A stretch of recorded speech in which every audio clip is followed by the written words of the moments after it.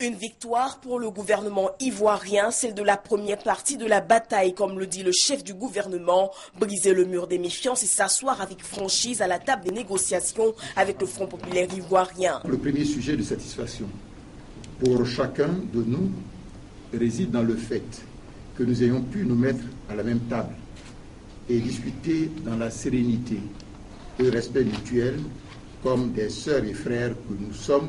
Même s'il n'a pas porté toutes les espérances escomptées à ce jour, le dialogue dans le but de détendre le climat politique ivoirien avance bien. Ce qu'il faut retenir surtout, c'est que le Premier ministre a affiché la volonté ferme de faire en sorte que les discussions se poursuivent et que ce qu'on considère comme point de désaccord pourrait devenir des points d'accord, pourvu que les différentes parties s'accordent toujours à se rencontrer pour discuter dans l'intérêt supérieur de la Côte d'Ivoire.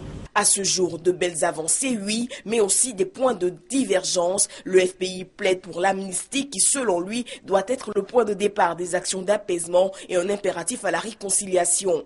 Autre point, sur le jeu démocratique. Le Front populaire ivoirien plaide pour une réforme électorale avec la dissolution de la CEI, l'organisation de missions conjointes gouvernement-FPI en vue de sensibiliser les exilés. Sur tous ces points, le gouvernement dit rester ouvert à la discussion et à la confrontation des idées qui reste la force d'une nation. Sur le dossier de la réconciliation, nous disons réconciliation oui, mais justice d'abord. Vous voyez, et c'est sur ça que nous allons essayer de discuter.